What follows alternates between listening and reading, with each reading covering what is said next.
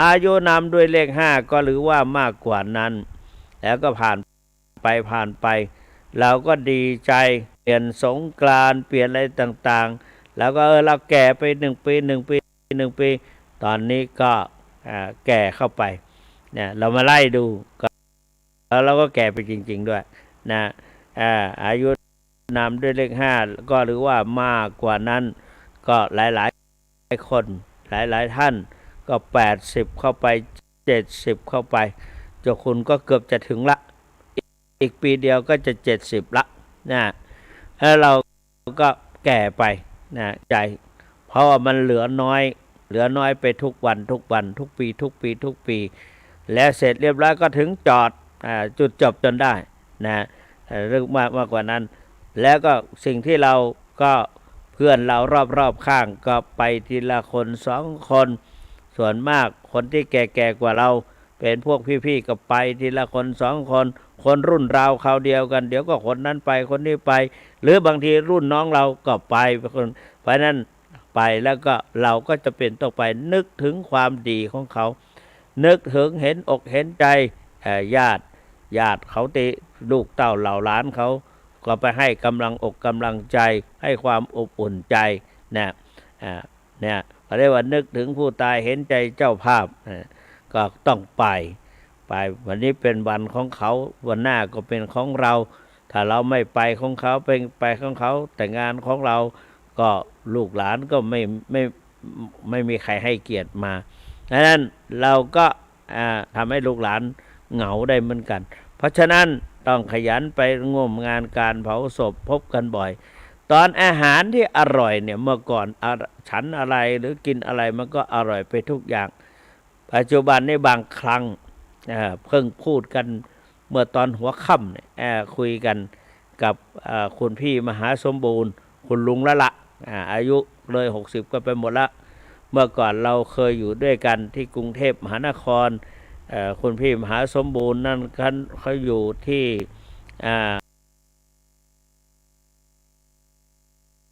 มหาสมบูรณ์บุญชัยเขาอยู่โน่นที่วัดมหาธาตุยุวราชรังสิตอยู่วัดพระอารามหลวงระดับ1เขาบอกว่าสมัยก่อนนะบอกว่าอยากเป็นเจ้าคุณอยากเป็นนักเทศต้องไปวัดประยูรอยากเป็นเจ้าคุณต้องไปวัดสามพระยาอยากไปเป็นมหาต้องไปวัดเบญอยากเป็นวัดเบญอยากเป็นเจ้าคุณต้องมหาธาตุนะอยากเป็นนักปราชญ์ต้องไปสามพระยาอยากเป็นมหาต้องไปวัดเบญอยากเป็นนักเทศต้องไปวัดประยูรอยากเป็นเจ้าคุณต้องวัดมหาธาตุอยากเป็นนักปราชญ์ต้องไปวัดสามพระยาอยากไปเป็นมหาก็ต้องไปวัดเบญจบ่อผิดผมก็เลยไปอยู่กันเยอะพระภิกษุไปอยากเป็นมหาก็ไปศึกษาที่วัดเบญอยากจะเป็นนักปราชญ์ไปวัดสามพระยา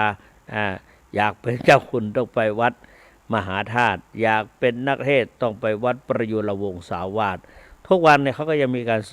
ท่านเจ้าคุณสุวรรณก็เคยไปอบรมนักเทศเหมือนกันแต่ว่าไปไม่ค่อยบ่อยนะไปไม่ค่อยบ่อยเพราะฉะนั้นเนี่ยก็คนก็เตือนกันแล้วก็มาพูดกันว่าเนี่ยเป็นยังไงบ้างชีวิตเป็นยังไงอยู่กันยังไงเขาก็เล่าให้ฟังตอนนี้ก็อยู่แต่ในเกษียณมาเรียบร้อยแล้วก็อยู่แต่ในสวนปลูกพืชผักสวนครัวลำไยบ้างใส่อะไรบ้างแล้วก็อยู่ในสวนอากาศดีเย็นมาก็สบายลมโชยไงมันโชยมาก็สบายว่างๆก็นิมนต์เจ้าคุณมาบ้างบอกว่าตั้งแต่เป็นเจ้าอาวาสมานี่ก็รู้สึกว่ามีความสำคัญเดี๋ยวหน่วยงานนั้นมาหน่วยงานนี้มามีงานติดกันหลายอย่างไปไหนนานก็ไม่ได้ก็มีห่วงผูกขาไว้ผูกข้อเท้าไว้ก็ถ้ามีเวลาก็จะมาว่างั้นเนี่ยเพราะนั้นก็อาหารที่อร่อยก็ไม่ค่อยจะชื่นชอบ มีอาการเหนื่อยหรือหอบเมื่อเดินไกลหรือขึ้นบันไดหลายขั้นไปที่ไหนก็มีคนแต่พยุงมันเหนื่อยมันหอบไปนั่งดูก็หอบเวลาเรามาเดินมาจากกุฏิมาที่ศาลามาที่วิหารไปที่อะไรต่างๆไปทำวัดขึ้นไปสู่อาสงไปอาสนะกราบพระเสร็จแล้วเขาเอาไม้มาให้แทนที่เราจะว่าไปพร้อมกับเขามันก็เหนื่อยอยู่มันหอบอยู่นะก็ต้องรออีกตั้งเกือบนาทีถึงจะสวดมนต์กับเขาได้นะมีอาการเหนื่อยเรื่องหอบเมื่อเดินไกลหรือขึ้นบันไดหลายขั้นเคยเป็นช้างที่เมามันทำอะไรโลดโผนพรวดพลาดแล้วกระฉับกระเฉงก็ต้องผ่อนก็ต้องค่อยๆไปดีไม่ดีล้มพลาดมันก็จะเสียเพราะนั้นเราก็ต้องคอยระวังชราภาพต้องคอยระวังสุขภาพเรื่องการหารการกินตราบเท่าถึงซึ่งอิริยาบถจะลุกจะนั่งจะเดินจะยืนโยมก็เหมือนกันเวลาจะลุกจะเดินอะไรต้องมีสติมาปัญญาเกิดสติเตลิดจะเกิดปัญหาสติมาปัญหาหายสติตายโชคร้ายแน่นอนโชคร้ายไม่ค่อยดีเพราะว่าลูกหลานเขาไปทำงานเพราะนั้นเราก็ต้องมีสติไม่ให้พลาดไม่ให้พลั้งไม่ให้ล้มไม่ให้อะไรต่างๆแต่เวลาจะเดินเนี่ยจึงให้มีสติสอนเรื่องสติปัฏฐานสี่คืออิริยาบถสี่ยืนเดินนั่งนอนอย่างมีสติก็จะได้บุญไปด้วยได้บุญไปด้วยถ้าเรามีสติอยู่กับตัวเราก็ไม่ต้องกลัวความผิดพลาดจะเกิดขึ้น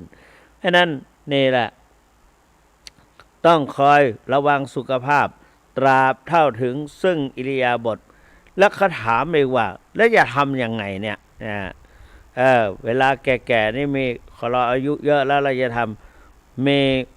ไปเจอบทความบทหนึ่งเขาเขียนเตือนว่าเราชราภาพมาทำไงก็บอกว่าท่านเจ้าคุณในฐานะเป็นนักเทศน์เอานี้ไปท่องดูสิก็มาในนะก็บอกว่าหาที่อยู่ให้สบายที่อยู่ให้สบายไงที่อยู่ก็เคยนอนบนบ้าน2 ชั้น3 ชั้นก็ไม่ต้องขึ้นไปละเอาข้างล่างลุกสะดวกนั่งสบายลงขึ้นลงได้สะดวกสบายแล้วก็ที่ถนนหนหรือว่าทางเดินออกไปห้องน้ำห้องสุขาปัจจุบันนี่ทำในตัวบ้านก็สบายสะดวกดีสมัยได้ก่อนทำไว้ในแปลงสวนในท้ายสวนนนภายมุมบ้านบางทีที่มันชันไปบ้างมันจริงนะมันชันที่ไม่เสมอแล้วก็ข้างทางก็บางทีก็เขาตัดกิ่งไม้ติดอะไรต่อทำเป็นตอไม้ยื่นออกมาบางทีเราก็แล้วก็ทางเดินก็ไม่สะดวกและตลอดถึงวางอะไรเกะกะเนี่ยแล้วก็มันจะต้องขยับให้แล้วก็อากาศถ่ายเทปลอดโปร่งต้องอย่างนั้นหาที่อยู่ให้สบายประการต่อไปก็ใช้เวลาเพื่อพักผ่อนเราแก่แล้วส่วนมากเขาให้ปลดระวางพักผ่อนถึงคราวพักผ่อนก็ต้องพักผ่อนใช้เวลาเพื่อพักผ่อนถึงคราวนอนก็ต้องหลับให้หลับเวลานอนก็นอนเขานอนเลยคือเขานอนรับประทานโดยมีจิตสำนึกเวลารับประทานต้องพิจารณาอย่างพระได้ก็ว่าปฏิสังขโยนิโสบินดาปาตังปฏิเสวามิต้องรับประทานโดยฝึกใจใฝ่หาความรู้จักเหตุรู้จักผลรู้จักตนรู้จักประมาณรู้จักการเวลารู้สามารถดูตัวออกบอกตอนได้ใช้ตัวฟังสั่งตัวเป็นเห็นตัวชัดจัดตัวถูกเราก็เรียกว่าแสวงหาความรู้อยู่ตลอดเวลารู้จักบาปบุญคุณโทษหรือจักบาปบุญอันไหนเป็นบุญอันไหนเป็นบาปเกิดกุศลจิตอกุศลจิตต้องเนี่ยแสวงหาความรู้ไปพัฒนาความรู้มุ่งมั่นสู่ศาสนธรรมเนี่ยก็ศาสนธรรมเอาคำสั่งสอนของพระสัมมาสัมพุทธเจ้ามาเป็นสรณะแล้วว่าเราก็ว่าเนี่ยเมื่อกี้ก็ว่าชราไปแล้ว เราจะทำอะไรศาสนธรรมคำสั่งสอนอย่างนั้นก็หมั่นไหว้พระสวดมนต์นะหมั่นไหว้พระสวดมนต์แล้วก็สมาทานศีลนะว่าเอาเองแหละปานาติปาตาเวรมณีสิกขาปะทังสัมมาทิยามิก็อธิษฐานเอาคนเดียวอธิษฐานเองนะรักษาศีลห้าเป็นยารักษาชีวิตให้ผ่องพิษเพิดแพร้วแก้ววิเศษและรักษากายวาจาฆ่ากิเลสจากเป็นเหตุได้กำเนิดเกิดเป็นคนศีลส่งทำให้สูงศีลปรุงทำให้สวยศีลนำทำให้รวยศีลช่วยทำให้รอด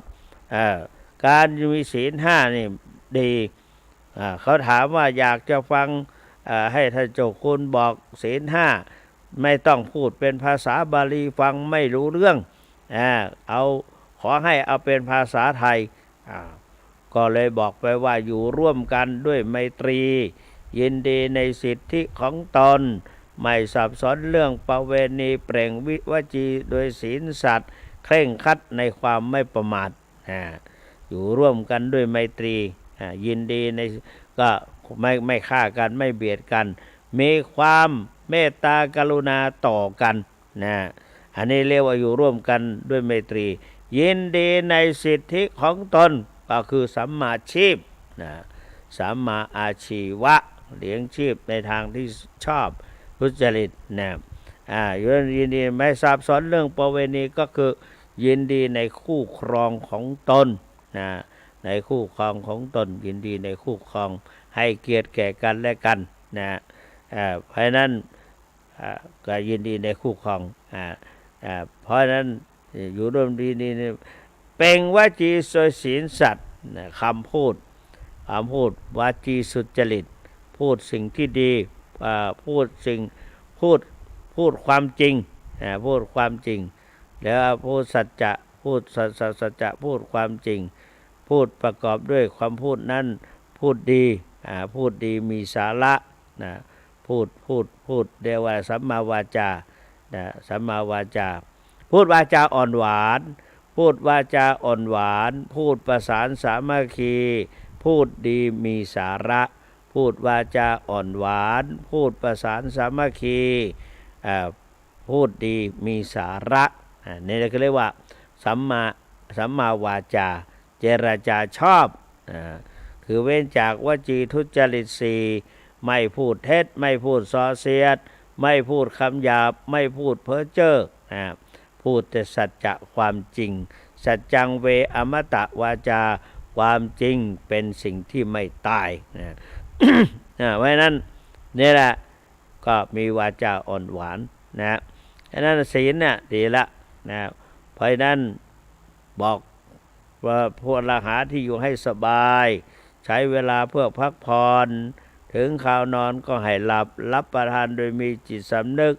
ฝึกใจใฝ่หาความรู้มุ่งมั่นสู่ศาสนธรรมน้อมนำจิตให้พ้นจากกิเลสก็จิตจากกิเลสนั่นก็คือหมั่นภาวนาเนี่ยการนอกภาวนาหลวงปู่ทองบอกว่าภาวนาที่ง่ายๆที่สุดก็คือศีลสมาธิปัญญาศีลสมาธิปัญญาท่านก็สอนให้เอาวิปัสสนาในแนวสติปัฏฐานสี่วิปัสสนาในแนวสติปัฏฐานสี่1กาย2เวทนา3จิต4ธรรมกายก็ได้แก่อิริยาบถ4ยืนเดินนั่งนอนอย่างมีสติในขณะที่ยืนเดินนั่งนอนอิริยาบถ4นั้นก็ให้มีศีลสมาธิปัญญาตลอดเช่นการเดินการยืนแล้วก็กำหนดยืนเพราะเด็กสังเกตดูเด็กตอนแรกเขาจะก็นอนหงายตาเลตวานอนหงายต่อมาก็พยายามตะแคงแล้วก็นอนคว่ำแล้วก็คืบคานแล้วก็ต่อมาคืบไปก่อน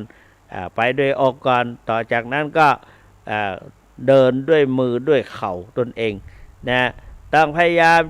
ลุกขึ้นยืนตั้งไข่เดินโยกไปโยกมาโอ้ยดีอกดีใจแล้วก็ เรียกว่าก้นจำเบ้าลงเป็นบางครั้งแต่ก็พยายามลุกขึ้นอีกต้องวิริเยนะทุกขมเจติต้องมีความเพียรพยายามจนจนที่ตั้งไข่ขึ้นได้ก็ถึงจะเดินเพราะฉะนั้นการปฏิบัติวิปัสสนากรรมฐานอิริยาบถสี่ก็เป็นสิ่งสำคัญเอายืนเวลาเรายืนนั่นเราก็จะหลับตาก็ได้ไม่หลับตาก็ได้ยืนกำหนดว่ายืนหนอยืนหนอยืนหนอเราจะไม่ล้มในชีวิตเราจะไม่ล้มเราจะต้องยืนให้ได้ยืนด้วยลำแข้งลำขาตัวเองให้ได้นะต้องพึ่งตนเองให้ได้อัตตาหาเวชิตังไสโนหรือว่าตนเป็นที่พึ่งของตนอัตตาหิอัตโนนาโถตนเป็นที่พึ่งของตนนั่นแหละนะเราต้องพึ่งตนเองต้องเตือนตนเองตนเตือนตนของตนให้พ้นผิดตนเตือนจิตตนเตือนไม่ได้ใครจะเหมือนตนเตือนตนไม่ได้ใครอย่าเตือนใครจะเตือนอย่าแช่เชือนลืมเลือนเตือนตนเองต้องลุกให้ได้เวลาเราจะลุกปัจจุบันนี้ต้องใช้มือเท้าดันตัวเองขึ้นพยายามเดินพยายามออกกำลังกายยกแข้งยกขาเท้าก็พยายามขยับเท้าไปขยับเท้ามาเป็นการบริหารร่างกายให้มันยืนได้เดินได้ยกแข้งยกขาบ้างไปยืนเกาะที่ประตูหรือข้างผนังฝาหรือเสาอะไรต่างๆก็พยายามยกไปยืดไปยืดมาถ้าไม่ยืดไปยืดมาเลือดมันไปท่อมันอุดตันไปอุดตันมาความดันเข้ามาอีกโลหิตฝอยแตกโลหิตฝอยแตกก็ทำให้น่องบวมเท้าบวมท่านรู้ได้ยังไงก็อาตมาเป็นอยู่นะก็ถามว่าหมอทำไมอาตมาต้องบวมด้วยก็ท่านเป็นไงรู้สึกเป็นไงบอกไม่เป็นไรอยู่เฉยๆแล้วก็มันก็ตกกระขึ้นรอบๆกระน่องแข้งขามันเป็นเพราะอะไรหากเขาก็บอกว่ามันท่อเลือดสายเลือดเส้นโลหิตฝอยมันแตกบ้างมันรั่วออกบ้างมันซึมออกบ้างมันก็เหมือนท่อน้ำภายในบ้านของเราเนี่ยแหละท่านว่างั้นโอ้ท่อเส้นเอ็นเล็กๆไม่แตกแล้วแตกว่างั้นเพราะนั้นทำไงก็ต้องมันบริหารเท้าเราเนี่ยนอนเหยียดเวลานั่งเหยียดก็ต้องพยายามขยับไปขยับมาขยับไปขยับมาเพื่อให้เลือดมันเดินได้สะดวกว่างั้นต่อไปมันก็จะหายพยายามเขาก็บอกรักษาอยู่นะก็เราก็ลืมไปบ้างไม่ได้ใส่ใจดังนั้นนี่แหละต้องบริหารยืนแล้วยืนแบบมีสติต้องกำหนดด้วยเพื่อให้เกิดวิปัสสนาเวลาเรายืนแล้วเพื่อให้เกิดวิปัสสนาไม่ได้ยืนเปล่าๆนอกจากจะยืนเพื่อให้ทรงตัวเกิดขึ้นแล้วก็ให้ได้วิปัสสนาด้วยวิปัสสนาก็จะต้องหลวงพ่อชฎกบอกว่าต้องกำหนดถ้าไม่กำหนดก็ไม่ใช่วิปัสสนายืนเฉยๆเพราะนั้นเรายืนแล้วก็กำหนดว่ายืนหนอยืนหนอยืนหนอเราจะเห็นการยืนของเรานั้นมั่นคงหรือเปล่านะแต่เห็นเราก็ธรรมะจะเกิดขึ้น นะโดยเราก็กำหนดยืนหนอยืนหนอเห็นเราเดินนั่นก็มี6ระยะขวาย่างหนอซ้ายย่างหนอตรงนี้แหละเราจะ ให้เกิดศีลสมาธิปัญญาหลวงปู่ทองว่าเราใช้สติและจิตเนี่ยมีสติควบคุมกับเท้ายกขึ้นเนี่ยต้องกำหนดขวาคอยประคับประคองเท้ายกขึ้นเป็นตัวศีลจิตที่แนบแน่นอยู่กับการยกขึ้นนั้นเป็นตัวสมาธิตัวเข้าไปรู้ในอาการยกเท้าขึ้นมานั่นน่ะเป็นตัวเป็นญาเวลาก้าวเท้าเคลื่อนไปแล้วก็เคลื่อนย่างหนอนะย่างหนอจิตที่คอยพยุงเท้าให้เคลื่อนไปนั่นเป็นตัวศีลจิตที่แนบแน่นอยู่กับอาการเคลื่อนไปนั่นเป็นตัวสมาธิตัวเข้าไปรู้อาการเคลื่อนไปนั่นเป็นตัวปัญญาก็ไตรสิกขาเกิดขึ้นครบถ้วนบริบูรณ์เวลาเหยียบลงหนอ ก็เช่นเดียวกันเราก็รู้เย็นร้อนอ่อนแข็ง เพราะนั้นแต่ละข้างเรายกขึ้น3ระยะทำ3ระยะยกขึ้นย่างไปเหยียบลงแต่ละครั้งก็แต่ละระยะนั้นก็ศีลสมาธิปัญญาเกิดขึ้นโดยตลอดไตรลักษณ์เราได้คือตลอดและก็เป็นการถ้าพิจารณาใคร่ควรดูเราก็พลอยได้อริยมรรคมีองค์8เพราะเราได้วิปัสสนาเดินวิปัสสนาทีนี้ก็มานั่งนะเพราะนั้นเราการเดินมาก็เราก็ต้องพักก็ต้องนั่งนะพระพุทธเจ้าเดินจงกรมเดินจงกรมเสร็จแล้วพระองค์ก็ทรงประทับนั่งบนหญ้าคาซึ่งนายโสธิยะนำมาถวายพระเจ้านั่งทรงนั่งแล้วก็บำเพ็ญดูความเกิดดับของรูปนามเนี่ยใช้ธรรมะเพื่อหาที่อยู่ให้สบายใช้เวลามุ่งมั่นสู่ศาสนธรรมน้อมนำจิตให้พ้นจากกิเลสการที่จิตเราสงบคณิกะสมาธิเกิดขึ้นเมื่อคณิกะสมาธิเกิดขึ้นอินทรีย์พละก็มีกำลังกล้าหรือว่ารวมพลังอินทรีย์พละรวมตัวกันได้ดีและก็เกิดพลังมีอานุภาพก็ทำให้ความโลภความโกรธความหลงหรือราคะโทสะโมหะให้เหือดแห้งหายไปจากจิตใจของเรานี่มาจากพิจารณาเนี่ยหรือว่าในเมื่อเราก็หาความสุขจากธรรมะแล้วก็น้อมนำจิตให้พ้นจากกิเลสมันสังเกตดูตนเองมันสังเกตดูตัวเราว่าตัวเราเป็นยังไงที่เก่งที่เคยกล้าหาญทำอะไรหุนหันพลันแล่นก็ต้องลดลงและสงบเสงี่ยมทำอะไรก็สงบเสงี่ยมเตรียมตัวไว้ในวันสิ้นกรรมสงบเสงี่ยมเตรียมตัวไว้ในวันสิ้นกรรมเพราะเราไม่รู้ก็ได้เราจะหมดกรรมเพราะว่าคนที่หมดกรรมนั่นก็คือตายเพราะว่าสาเหตุของการตายหนึ่ง อายุขยนะมรณังหมดอายุ2กรรมขยนะมรณังหมดกรรม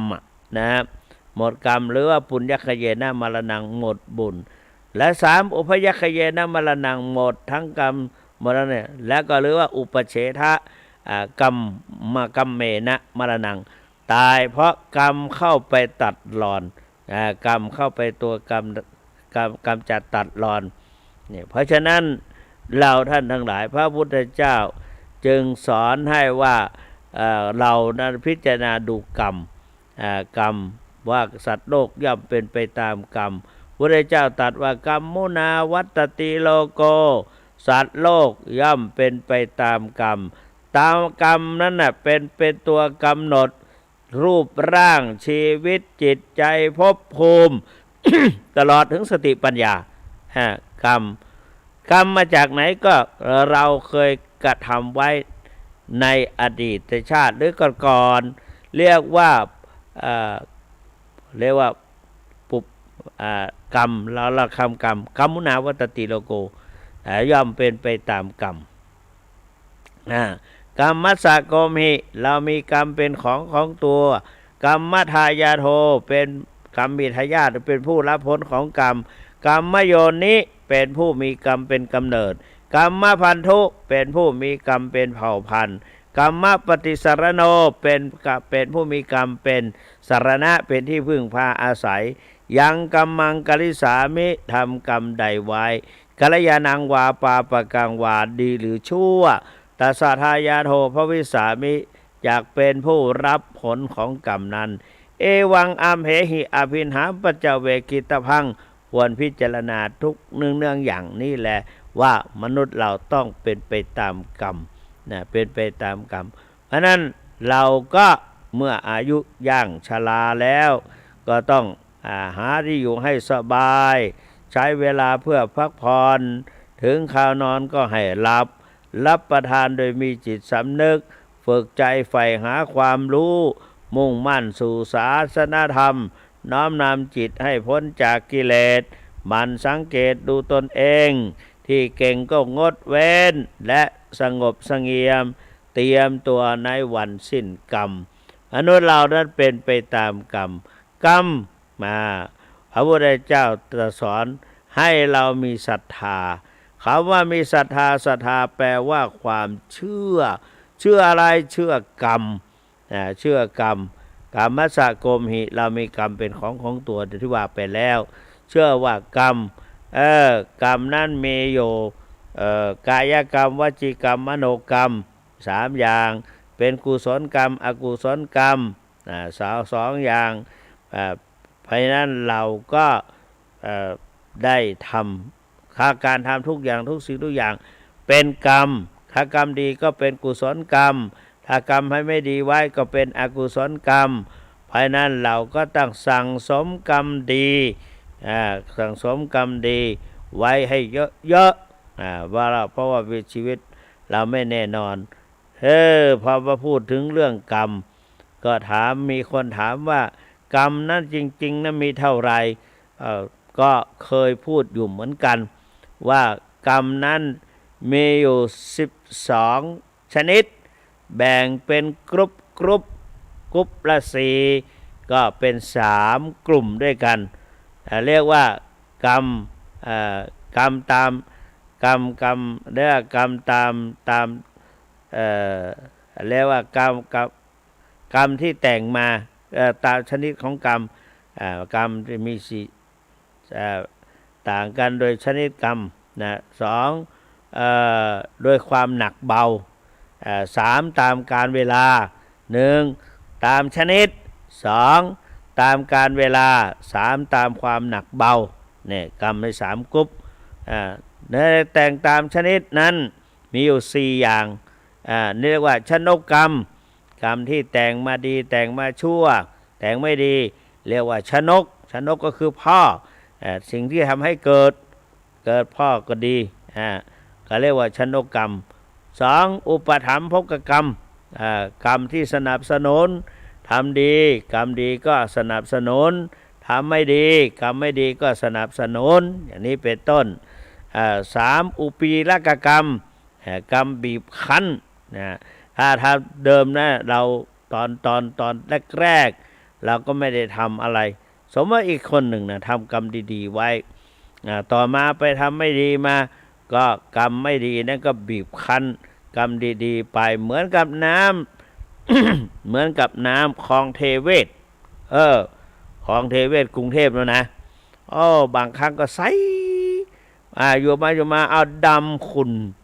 เหมือนกับน้ำมันขี้โลเนี่ยน้ำมันเครื่องนะทั้งขนาดนั้นเชียวเหรอเนี่ยก็น้ำไม่ดีไปผสมด้วยก็เลยดำคล้ำเหม็นด้วยสมัยก่อนอยู่กรุงเทพผ่านไปบ่อยแล้วก็ได้กลิ่นคาวๆแล้วก็เหมือนกันแหละกรรมเรามันก็อันไม่ดีมาบีบคั้นและกรรมดีก็ถอยไปหมดไปน้ำที่ดีๆก็หายไปแต่ว่าถ้าเอาน้ำดีใส่บางครั้งพอใกล้วันอะไรวันเพ็ญลอยกระทงใกล้วันเพ็ญลอยกระทงคลองเทเวศน้ำใสหน้าลงไปแหวกไปไหว้พอเดือนลอยกระทงแล้วก็มองเห็นอยู่น้ำก็ดีๆเขาปล่อยน้ำมาดีน้ำใส่เข้าไปดีๆน้ำดีๆใส่ไปก็ใสก็เหมือนกับก็อุปีรกกรรมดีเข้ามาไล่กรรมไม่ดีน้ำเก่าไล่น้ำใหม่ไล่น้ำเก่าที่เขาว่างั้นนะน้ำใหม่ไล่น้ำเก่าบางทีเอาน้ำเก่ามาไล่น้ำใหม่ก็ดำไปน้ำเก่าน้ำใหม่ไปไล่น้ำเก่าก็ความดีก็ไปไล่กรรมไม่ดีอุปคาตกรรมอุปีรกกรรมนี่กรรมเบียดเบียนให้ได้อุปคาตกรรมตัดรอนเป็นกรรมตัดรอนก็คือตะคุบฆ่าเลยเหมือนกับเราเลยอุปคาตกรรมนี่คนบางคนเขาได้ทำความได้ไปพบปะกับ อย่างองคุลิมานนะองคุลิมานฆ่าคนมา999 คนไปพบพระพุทธเจ้าละคายแล้วก็ได้รับธรรมะจากพระพุทธเจ้าก็ได้เป็นหรือได้เป็นพระอรหันต์ก็ไม่ต้องตกนรกแล้วนะไม่ต้องตกนรกแล้วกรรมอันนั้นก็หายกลายเป็นอโหสิกรรมไปนะเอาไปเป็นอโหสิกรรมชนกกรรมเป็นอโหสิกรรมอโหสิกรรม1ชนกกรรม2อุปถัมภกกรรม3อุปีลกกรรมกรรมบีบคั้นและก็อุปฆาตกรรมอันนี้จัดตามชนิดนะต่อไปจัดตามการเวลานะทิฏฐเวทนิยกรรมไม่ใช่มั้งนะเดี๋ยวก็ขอดูไปก่อนนะถ้าหากผิดก็ต้องขออภัยเดี๋ยวมาแก้ตัวใหม่ในวันข้างหน้ากรรมเดี๋ยวกลัวมันสับสนทีนี้ไปดูกรรมตามการเวลาทิฏฐเวทนิยกรรมทำให้ผลในปัจจุบันทำวันนี้ได้วันนี้อย่างสมมติว่าอย่างนายคนหนึ่งได้ถวายน้ำและก็ไม้สีฟันแก่พระสารีบุตรผู้ออกจากนิโรธสมาบัติจากนั้นก็ภรรยาก็ถวายอาหารก็ปรากฏว่าพอสายมาได้รับประทานอาหารเกินเวลาไม่ตรงเวลาสลบฟื้นขึ้นมาขี้ไถกลายเป็นทองคำกลายจากคนจนกลายเป็นเศรษฐีอย่างนี้เป็นต้นอันนี้ที่ให้ผลในปัจจุบัน2อปรเวทนิยกรรมนะก็ให้ผล1ทิฏฐเวทนิยกรรมให้อุปชะเวทนิยกรรมกรรมให้ผลกรรมให้ผลในวันต่อไปทำวันนี้อาจจะได้พรุ่งนี้ทำในสัปดาห์นี้อาจจะได้สัปดาห์ต่อไปทำในเดือนนี้อาจจะได้เดือนหน้าทำในปีนี้อาจจะได้ปีหน้าเช่นการปลูกข้าวทำนาปีอย่างนี้เป็นต้นแล้วก็อปรเวทนิยกรรมก็ให้ต่อไปไม่ให้วันนี้ก็ให้วันหน้าให้วันนั้นผลสุดท้ายอโหสิกรรมเลิกให้ผลเลยเลิกให้ผลเลยถูกต้องแล้วว่าเมื่อกี้นี้ถูกต้องแล้วไม่สับสนละกรรมตอนแรกก็นึกว่าอโหสิกรรมอยู่ตรงไหนเนี่ยอโหสิกรรมอยู่ในตามการเวลานี่ต่อมาก็คือกรรมสุดท้ายตามชนิดตามชนิดคือตามความหนักเบาเลยครุกรรมครุกรรมกรรมหนักเช่นปาปิตุฆาตฆ่าบิดามาตุฆาตฆ่ามารดาอรหันตฆาตฆ่าพระอรหันต์โลหิตุบาททำร้ายพระพุทธเจ้าจนถึงพระโลหิตให้ห่อสังฆเพศทำให้สงฆ์แตกแยกกันอันนี้เป็นครุกาบัตห้ามสวรรค์ห้ามนิพพานต้องไปตกนรกนรกหมกไหมอันนี้เป็นครุกรรมต่อมาอจินกรรมเราสั่งสมทุกวันกรรมเล็กๆน้อยๆถ้าทำกรรมไปทุกวันเช่นขออภัยคนมีอาชีพต่างๆญาติโยมทำอาหารก็อาจจะฆ่าสัตว์ตัดชีวิตไปบ้างอะไรไปบ้างก็ไม่ว่ากันนะไม่ว่ากันเนี่ยก็เนี่ยอาจินกรรมอาจินหรือว่าเรียกอีกอย่างหนึ่งว่าละหุกรรมกรรมเบากรรมเบก็แก้ไปแก้มาก็ตกไปบ้างแล้วก็กรรมอีกตัวหนึ่งอาสันกรรมกรรมจนเจียนกรรมจนเจียนก่อนที่จิตจะออกจากร่างเพราะนั้นต้องรักษาจิตให้ดีน่ากลัวนอนหลับตายอย่างเงี้ยน่ากลัวเหมือนกันบางครั้งเนาะไปจริงๆนะไปจริงๆนี่ก็ไปหลายครั้งแล้วแต่ว่ามันกลับมาอยู่เพราะนั้นท่านสาธุชนแม่อาตมา ฝันข้ามสะพาน2 ครั้งครั้งที่3ก็คงจะไปเช่นเดิมแหละแกก็บอกอาตมาว่าแม่เนี่ยฝันข้ามสะพานข้ามสะพานไปพอใกล้จะถึงฝั่งแล้วยายมอยเรียกด้าเอ้ยเนี่ยแม่ก็หันมาก็สะดุ้งตื่นโอ้ถ้าแม่ข้ามสะพานไปเนี่ยสงสัยไม่ได้กลับมาแล้วเงี้ยนะเราก็อาศัยว่าได้ศึกษาพระธรรมวินัยได้ศึกษาพุทธประวัติพุทธเจ้าได้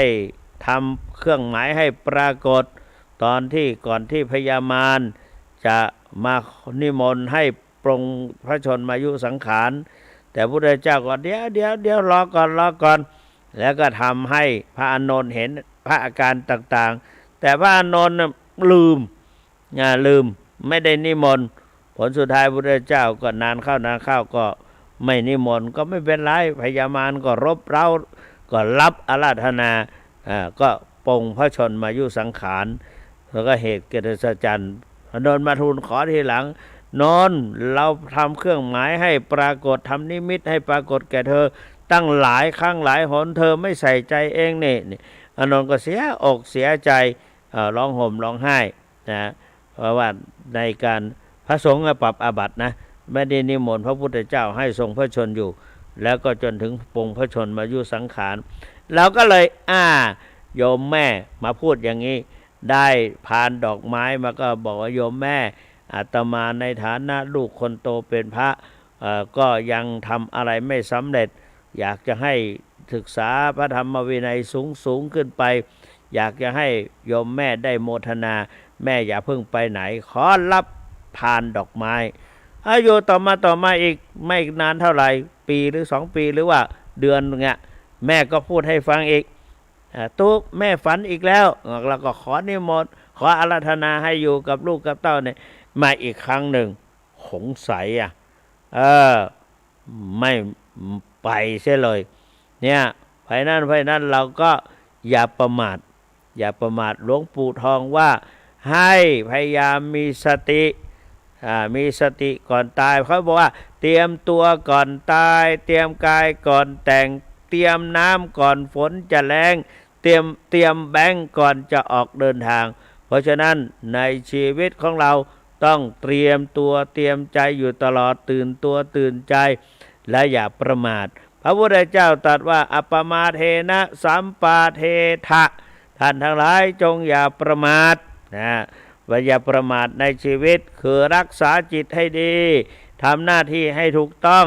มีสติไม่บกพร่องความเศร้าหมองจะหายไปหากเรารักษาจิตไม่ดีทำหน้าที่ไม่ถูกต้องแถมมีสติบกพร่องความเศร้าหมองก็จะมากมายรักษาจิตให้สะอาดเวลาเช้าให้ขาวเวลาเพลให้เย็นเวลาค่ำให้ชุ่มฉ่ำเวลากลางคืนให้สดชื่นทุกขณะลมหายใจแต่ถามว่าทำไมถึงขนาดนั้นเพราะว่าจิตบางครั้งเป็นพรหมบางอารมณ์เป็นเทวดาบางเวลาเป็นมารบางการเป็นยักษ์เพราะนั้นจงรักษาจิตให้อยู่กับอารมณ์ปัจจุบันหลวงปู่ทองให้พิจารณาเป็นวิปัสสนากรรมฐาน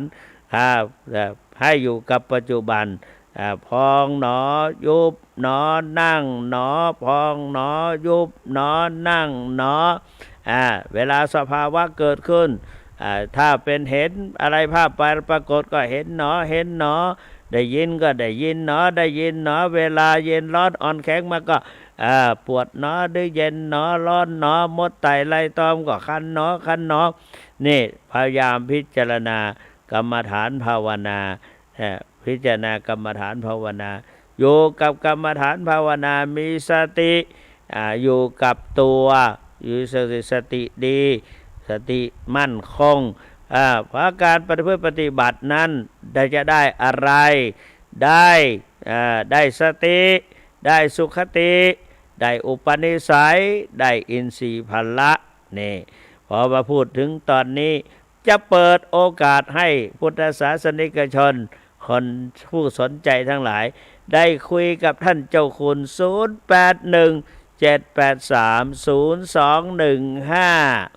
0817830215 ติชมท่านเจ้าคุณได้เลยวันนี้วันเนี้ยวันศุกร์เจ้าคุณบรรยายเป็นยังไงโทรเข้าไปได้0817830215เจ้าคุณก็จะได้ยิ้มนะสบายใจเพราะว่าวันนี้พูดไปแล้วเห็นว่าตนเองไม่ติดขัดนะไม่ติดขัดนะอยากจะให้อายุยืนทำไงนะดื่มน้ำเป็นยากินปลาเป็นหลักกินผักครึ่งหนึ่งไข่ไก่กินผัก อะไรดื่มน้ำเป็นยากินปลาเป็นหลักกินผักลืมละกินผักไข่ไก่ฟองหนึ่งไม่พึ่งกาแฟดื่มน้ำเป็นยากินปลาเป็นหลักกินผักลืมไม่ได้ละลืมไปแล้วนะกินผักแล้วไข่ไก่ฟองหนึ่งไม่พึ่งกาแฟไม่แก่ของหวานไม่ทานของเค็มไม่เข้มของทอดไม่กอดขวดเหล้าไม่เฝ้าดูดควันสุริยันวันทาภาวนาเป็นนิดมีฝึกจิตเป็นประจำที่สำคัญคือการปล่อยวาง0817830215โทรเข้าไปดื่มน้ำเป็นยากินปลาเป็นหลักกินผักอะไรมันนึกไม่ออกนะใครจำได้บอกหน่อย0817830215มีไหมวันเนี้ยทำไมเงียบไปเลยล่ะสงสัยไม่มีใครโทรหรือเครื่องเสียงอาจจะไปไม่ถึงญาติโยมนะไม่ได้เจ้าหน้าที่เช็คดูหน่อยวันนี้ทำไมไม่มีเสียงตอบ0817830215ลำปางก็หายแซบแม่มาแล้วโอ้โยมแม่แม่ท่านเต๋าโอ้นี่ Facebook นี่โยมแม่เจริญพรเมื่อวานที่สายยุ่งเหรอวันนี้กำลังโทรเข้ามาเห็นโทรเข้ามาละวันนี้เป็นไงถ้าเจ้าคุณพูดเป็นไงบ้างพูดเร็วเหรอ พูดไว วันนี้ฟังนั่นนั่นน่ะวันนี้ไวเนาะนะดีละก็อาศัยพระลูกชายของโยมนะมาตั้งที่ตั้งอะไรให้ก็ไปให้คนไปรับด้วยขอบคุณโยมมากนะอายุวันโนสุขังพระลังเจริญพรโยมวางหูก่อนกดวางหูหน่อยแล้วสายคนอื่นจะได้เข้านี่เจริญพรอันนี้จากไหนเทพเสด็จนี่อยู่ในอำเภออย่างดอยสะเก็ดกะได้ยินชัดเนาะวันนี้เจ้าคุณชมเจ้าคุณพ่องเหงาเจ้าคุณเทศเป็นได้พ่องสาธุกดวางกรรมได้เสียงสายคนอื่นจะเข้า0817830215กดวางหูด้วยพี่เนี่ยสันซ้ายบันทีว่าฮือวันนี้ปิดจะฮือไว้สา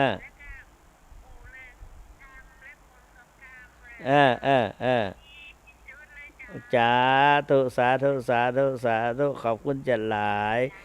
วางหูกั้มนะเจ้า0817830215บันที่สันทรายวางหูแล้วแต่มาอีกสายหนึ่งเจริญพรมันหลุดไปเอาใหม่0817830215พยายามต่อไปเพราะกดมาทีเดียวอาตมาไม่กดหาโยมนะโยมกดต้องกดหาอาตมา0817830215โทรเข้ามาใหม่หายไปแล้วนะแม่โยมท่านพระครูโทรเข้ามาเจริญพรครับนี่โทรจากไหนในเวียงกะเนี่ยมันบัดได้ฟังเหมือนหลักส่วนมากว่าในเมืองในจังไม่ใน ครับเป็นตุภาคก็เวยเป็นศรัทธาญาติโยมฮะอันนี้โทรจะในเวียงนี่จากวัดก็ว่าจากบ้านอ๋อเป็นศรัทธาประชาชนดีละขอบคุณจ้าหลายเนอ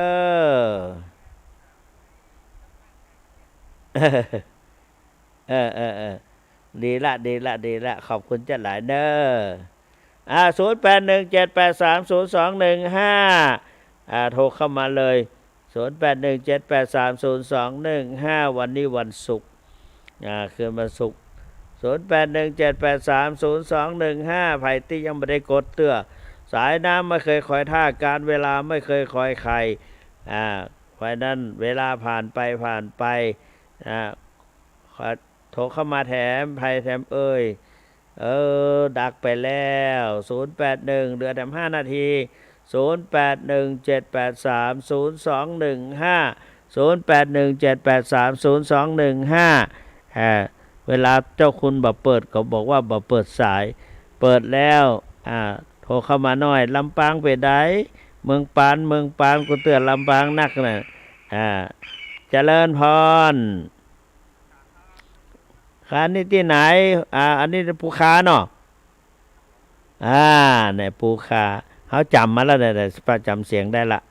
นะเป็นได้ภูคาฝนตกก็มักมแมทเนี่ยเนาะมักรับม่วนเนี่ยเนาะดีละสาธุอนุโมทนาตัวเนอ0817830215เหลือทำ5นาทีเหลืออีก5นาที22กับ55ตอนนี้เหลือแต่5นาทีก็คนน้อยนะคนละเล็กคนละน้อยแบ่งกันเวลา881เจริญพรเจ้าวันนี้ที่ไหนล้านตองบ้านตองสั่งกับแป้งเนาะสาธุตกเขาก็กำฝนไปกำฝนมาเนี่ยนะอันนี้ฝนตกไปยังมันดีกว่ามันไล่ขี้ฝุ่นลงดีละหายใจลงนี่มันไล่ขี้ฝุ่นนะขอบคุณจ้าหลายนะแม่เนอ0817830215เหลืออีก4นาทีมีความหมายเนอเข้าใจนะกดเข้ามาไผกดเข้ามามีโจกเนอเพราะว่าแถมโป๊บไปแถมหลายวันอยู่นะ44111เจริญพรยาเนได้โทรจากไหนพี่น้องลำพูนลำพูนฝนตกหนักเนาะปกติบ่พอมีใครโทรเข้ามาฝนตกหนักฟ้าห้องขลึงเนาะ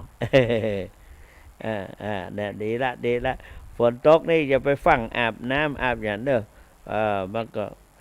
อาบน้ำมันจะไปตามฟ้าแม่ฟ้าแพะฟ้าห้องจะไปอาบน้ำอดไว้หั่นก่อนหรือว่ารอง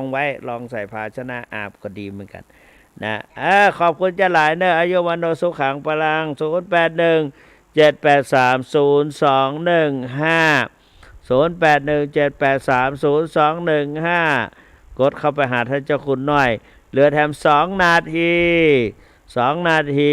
ในนาฬิกานั้นบอกว่า2นาที081ดูว่าใครจะมาปิดให้ท่านเจ้าคุณ0817830215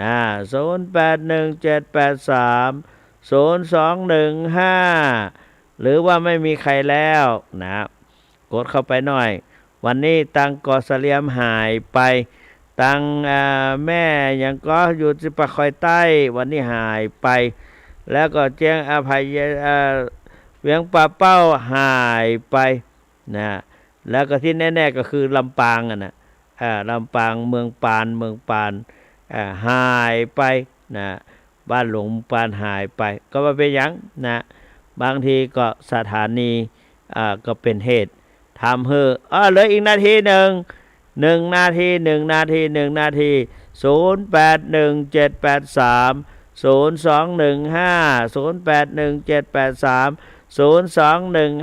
สงสัยหมดแล้วไม่มีใครโทรแล้วก็ไม่เป็นไรนะเอาไว้โอกาสต่อไปก็โอกาสต่อไปก็วันพุธหน้ามีหรือเปล่าไม่รู้มีไหมพุธหน้าไม่มีวันพฤหัสและวันศุกร์เหมือนเดิมพฤหัสวันศุกร์ก็ไม่มีสัปดาห์หน้าถ้าเจ้าคุณไม่ได้พบปะกับท่านสาธุชนก็ไม่เป็นไรนะเพราะนั้นไปวันนี้ก็ถือว่าสัปดาห์หน้าไม่มีเจ้าคุณไม่ได้พูดสักวันก็ไม่เป็นไรก็วันนี้ขออนุภาพคุณพระศรีรัตนตรัยและกุศลผลบุญทั้งหลายจงปกปักวิทักษ์รักษาท่านสาธุชนพุทธบริษัทให้แคล้วคลาดจากพยันตรายภัยพิบัติพบแต่ความสุขสวัสดิ์พิพัฒนมงคลสมบูรณ์ผลผลดังที่ตนตั้งไว้ทุกประการเหมือนกันทุกท่านเทินขอเจริญพร